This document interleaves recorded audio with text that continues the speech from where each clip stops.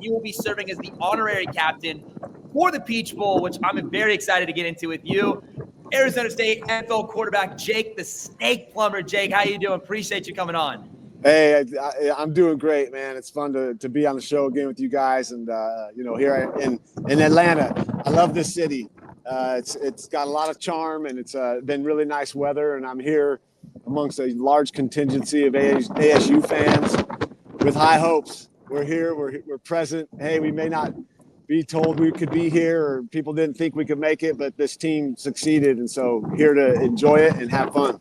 And that's one thing that you can't complain about in any way, shape, or form. Obviously, it's been kind of a crazy day just to see the amount of Arizona State fans, something that I think I expected, but it's hard just based on the season. You don't know what to expect with this Arizona State football team.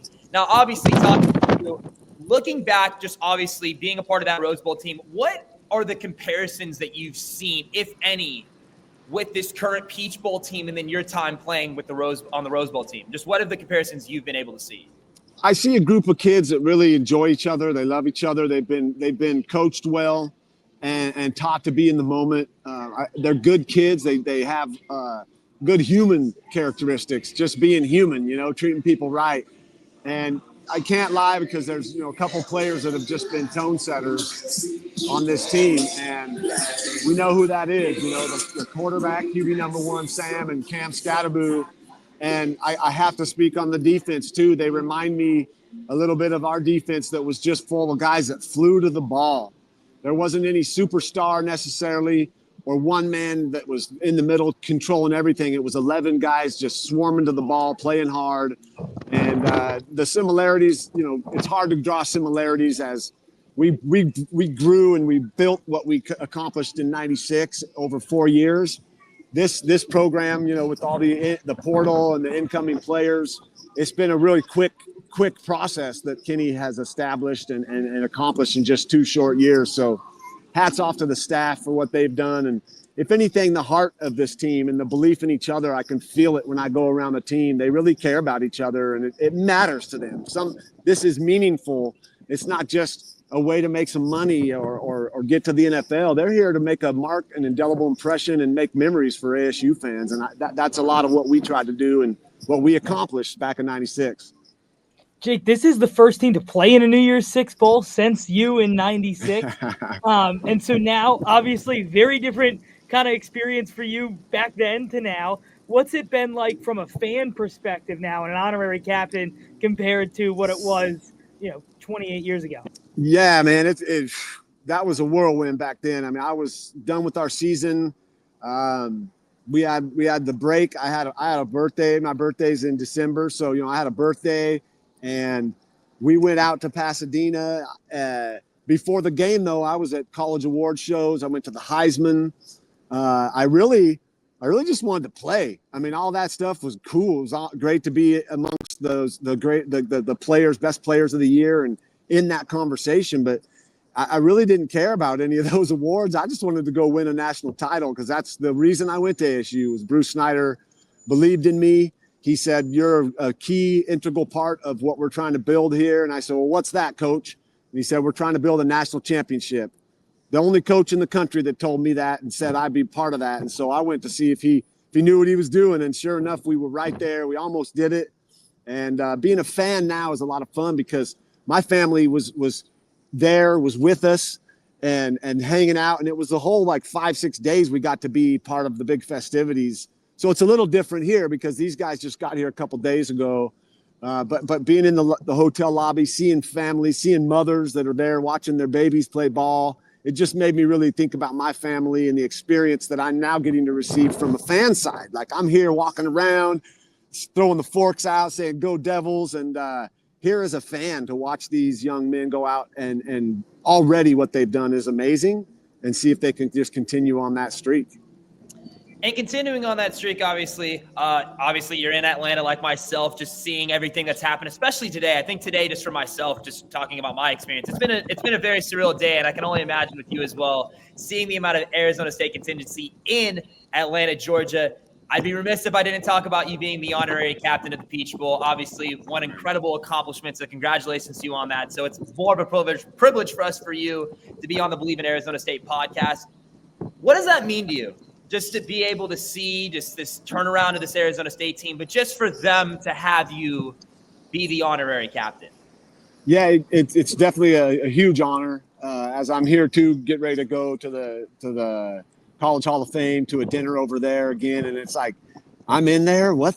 Like I want a bigger display so I can put all my teammates' jerseys in there. Because what I accomplished would not have been possible without not only the players and my teammates, but the coaches that believed in me and the support staff around me. Perry Edinger and Zim, and all the guys, Coach Cazzetto that recruited me, and of course just everybody involved, my linemen, all the guys that I played with. When I get chosen to do these kind of things, I'm not one that loves the individual attention because I was always a team player. So when you see me walk out to the field, I might have my arms out like I'm walking with some people, and if you see that, it's because I'm walking out there with Pat Thompson and with Gray Rugemer and with J.R. Redmond and with Kenny Mitchell and with Juan Roque and Jason Simmons and Von der Ahe. I'm walking out there with my boys. Even though I'm by myself, I'm out there to represent what we accomplished as a team. And to be that person, I cherish every minute. And can't wait to get the reactions from my boys watching from Arizona and any of the people here watching, just to see me out there. And that's the closest I'll ever get to stepping back on the field, right? Like, yeah. If I had cleats on and if I had cleats and a jersey and a helmet, maybe I could be the holder. Maybe I could go and hold for extra points. I think you'd be the perfect guy for that. We all know that. I don't think we're ever going to question that. So yeah, man, go out and hold and then reinstate my NIL. Like this is crazy. Get that money. Exactly. Living in, man. But I've done well. I did well. I'm fine with that. I'm really happy these kids are getting, some rewards out of their hard work and efforts, and history is being made to, right now, even tonight soon when BSU goes and plays Penn State. Like, finally, BSU, my hometown, Boise, gets a chance to go and say, hey, we do belong in the conversation. Or they might get smoked and they still could say, yo, we still belong in this conversation. We were here. And that's fun. And Arizona State also is here. And with the portal open and the competition for players and talent, man, that bracket for the first ever college football playoffs is going to have the Pitchforks ranked number 4. And that's huge for Kenny and what he's trying to build. Yes. And for the Sun Devils and for the support they need to garner to keep getting good players to come to ASU. And I'll ask you this, as far as just you're talking about the future players of Arizona State and the future of this team. And obviously this Kenny Dillingham process has definitely jumped a couple extra years, and we're obviously grateful to see it all happen. I just want to you touched on it a little earlier about the thoughts that you have of this program. What was that turning point for you? Because we've had a lot of guests come on recently, and our big question to every guest was, when was that turning point for you in the season to where you really saw this team being like, you could say Peach Bowl expectations if you want to, but I would just say as far as, okay, this is a different team. This is going to be something very special. Yeah, I didn't have any idea that, Peach Bowl this or whatever. Like, all I thought was, I want to see this team be competitive. And at first, the Pac-12 went away. Now we're in the Big 12. That was a little bit of getting used to. I watched the Kansas game live. I was there at the stadium for their first Big 12 game in Tempe Sun Devil Stadium. And that was a barn burner, man, back and forth. And I saw what I wanted to see was a team that never gave up and kept coming back. And they kept finding ways to make plays. And guys were stepping up. And since then, they've even matured even more. Guys are getting more involved. Some players that you saw first off in the season that were a little hesitant are now playing at a faster clip. And I don't know if there was a certain turning point. BYU was a huge win, really, at home, and how that all went down and how wacky that was. But the kids kept their composure and they made it happen. So being a Sun Devil, I'm always going to be optimistic for what lies ahead. I'm not putting any thought into next year or who stays around or what happens to this, that, and the other. Because right now it's just too important. My energies and everyone else's should be on, let's hope that the Sun Devils keep winning and seize this moment to be a program that isn't one that's been there consistently, but this could be the start of something. And it's going to take more than just some good players. It's going to take support and the belief of all the Sun Devil faithful. And so that's really the exciting part. Jake, you were a 4-year starter, which you don't see as much now in college football. How did that kind of shape your experience and led to 96? Because at that point, you had so many games under your belt. And how did that like kind of make the transition into the NFL a little easier as well? Yeah, it was interesting because I got the backup spot as a freshman, and then I got to go in early mid season and start playing, and I really didn't know a whole lot about the game. I was getting an education from Bobby Petrino my freshman year, and all I knew how to do was scrap and compete and not be a leader, but just go out and play 100%. And the guys bought into that. And I had a guy behind me, Jason Verdugo, that I barely beat out. And had I not, he had skills. Like he, a phenomenal athlete, also was a pitcher for the baseball team and could cross you up on the court playing basketball. I mean, we bonded quickly and supported each other. And, sophomore year, we were 3-8. And we had 7 guys get drafted in the league. And I started wondering what the hell I was doing and if it was worth my efforts when we got guys coming into the weight room post-season all of a sudden. And I'm like, why weren't you here during the season or even before the season? Now you're here to get to the NFL. And that was a real pivotal moment for me to like recommit and buckle down and like find out who else was in it with me. And out of those 10, 15 guys I had, started just getting more believers. My junior year, we had a leadership council that took stuff under our own wing so the coaches could coach us. They didn't have to go pick guys up and take them to class. Like that was my job. Hey, I'm going to pick you up. You're in my class. I'm at your apartment right now. Get up, let's go. Because I knew I needed those guys and they needed a little help. And our coaches needed to not be doing that. That was players got to take care of that. So that was huge. And then that senior year was just a culmination of the work we put in the summer of believing that it's time for us to go to the Rose Bowl. It's time for us to show everybody that we got a good team. We didn't know it'd be that magical, but when you believe and you got guys you love and really care about, and through those 4 years, the bonds that were formed and the new kids coming in that fell right into that, we don't see that a lot now. But I think that's what Kenny's really trying to do. And a lot of the guys here that are the leaders that are starters are sticking around from what I hear. And they may be turning down the big money to go somewhere else because they want to build something that you can come back to 25, 26 years ago and be remembered and be treated, treated special. Even though I'm just a guy now, I'm just a former player. It still is nice to have those memories and be involved and hear people recount their memories of the time they spent watching me play, whether that was with their grandpa or with their child or whatever. It's really a special thing that we're creating here. And these kids, they're doing it right now, man. They're making history. Well, obviously, speaking of history, we hope that Arizona State takes care of business in the Peach Bowl and makes some history against Texas.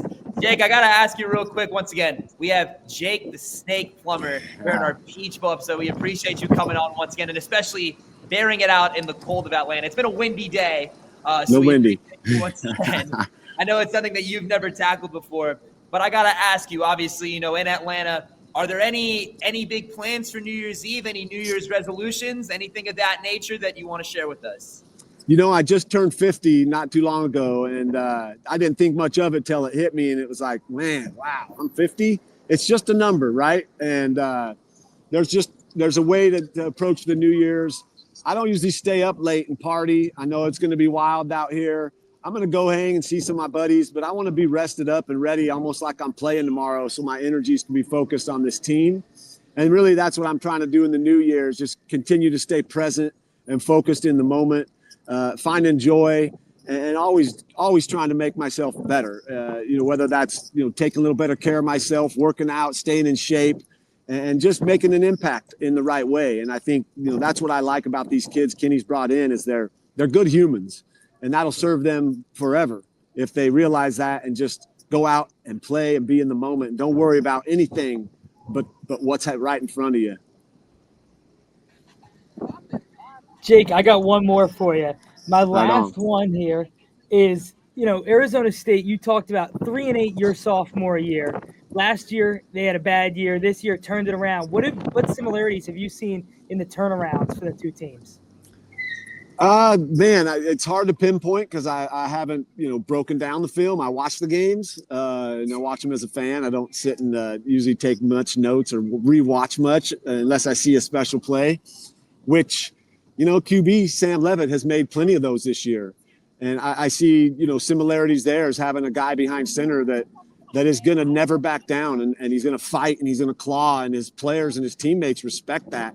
So much so this kid gave some royalties back to other guys on the team that weren't making the money he was being the quarterback. And that speaks volumes for that kid and for his ability to understand that at this age, to know that those guys are the reason he's doing what he's doing is for those guys around him. So I guess there's some similarities there because I was all about my team.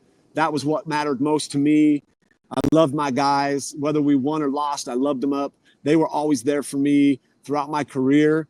And we had some really special guys, some guys that were not just football players. And I think this team has some guys that are doing really well in school. They're going out making an impact in the community.